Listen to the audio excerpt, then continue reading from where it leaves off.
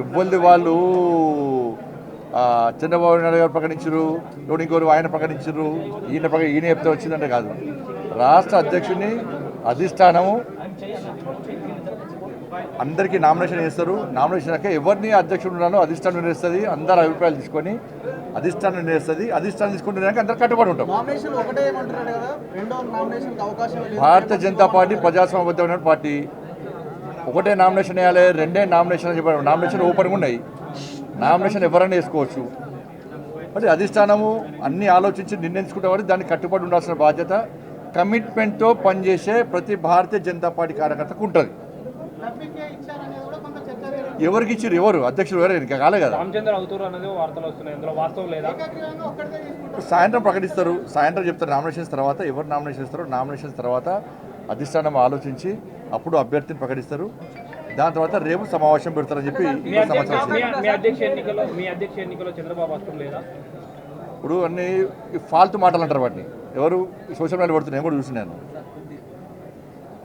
అధ్యక్షుని కోసము, అధ్యక్షుని బాధ్యత కోసం ఎవరైనా అడగచ్చు. అడగడంలో ఎలాంటి తప్పు లేదు. వాళ్ళకు రావాలని కోరుకోవడంలో కూడా ఎలాంటి తప్పు లేదు. దాన్ని ఎవ్వరు తప్పు పట్టరు. ఎవరి వాళ్ళకి ఆలోచన రావాలని కోరుకోవడం తప్పేం లేదు. కానీ చివరికి ఏమవుతుంది?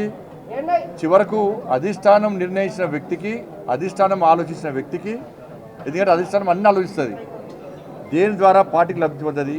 అట్లా ఒక అభ్యర్థిని ప్రకటించిన మాత్రాన మిగతా వాళ్ళు డమ్మి, మిగతా వాళ్ళతో ఏం కాదు కాదు. ఎవరితో ఏ పని అవుతుంది, ఎవరికి ఏ బాధ్యత తప్ప చెప్పాలనో అధిష్టానం నిర్ణయిస్తుంది. ఈ భారతీయ జనతా పార్టీ ఈ మధ్య కొత్తగా స్టార్ట్ అయింది. నాకు ఈ మధ్య కొత్తగా స్టార్ట్ అయింది. ఈ సోషల్ మీడియాలో ఉల్టా పోస్ట్ పెట్టి చూడు, లేకుంటే వేరే పార్టీలు చేస్తూ ఉంటారు అందరూ. చంద్రబాబు నాయుడు గారు లేకుంటే ఇంకో నాయకుడు చెప్తే అధ్యక్షుని పెట్టేటటువంటి పార్టీ భారతీయ జనతా పార్టీ కాదు. భారతీయ జనతా పార్టీ దేశంలో అధికారంలో పార్టీ, అనేక రాష్ట్రాల్లో అధికారంలో పార్టీ, ప్రపంచంలో అత్యధిక సభ్యత్వం ఉన్న party Bharatiya Janata party.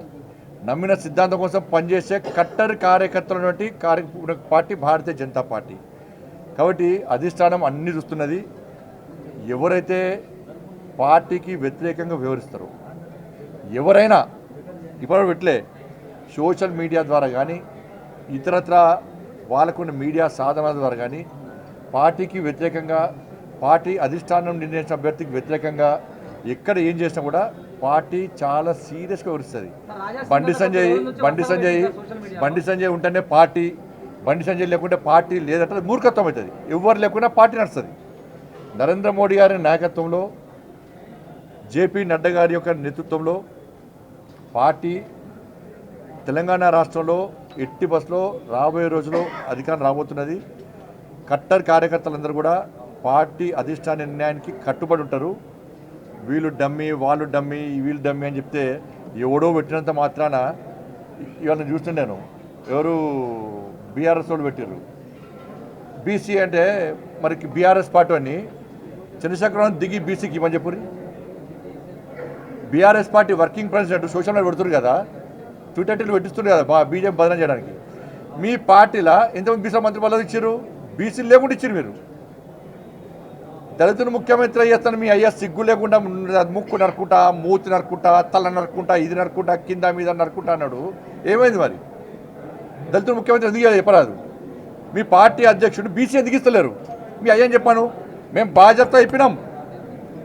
Bharatiya Janata party అధికారంలోకి వస్తే బీసీ ముఖ్యమంత్రి చేస్తామన్నాం. మీ పార్టీని ప్రకటించుకోండి మరి. అరే అధికారిక పదవులు వేరు, పార్టీ వేరు. పార్టీని స్ట్రెంథన్ చేయడానికి, పార్టీ క్యాడర్ లోపల మంచి ఆలోచన కల్పించడానికి, పార్టీ పదవుల లోపల అనేక ఆలోచనలు సమీకరిస్తూ ఉంటారు. బీసీకి వేయాలి, బీసీ అంటే నేను బీసీ నాకు ఇవ్వలేదా? లక్ష్మణ్ గారు బీసీ, లక్ష్మణ్ గారికి ఇవ్వలేదా? చలపతి గారు బీసీ, వారికి ఇవ్వలేదా? దత్తాత్రేయ గారు బీసీ, దత్తాత్రేయ గారి అధ్యక్షులు లేరా? బంగారు లక్ష్మణ్ గారు ఎస్సీ వారు లేరా? మరి ఏడవైనాయి?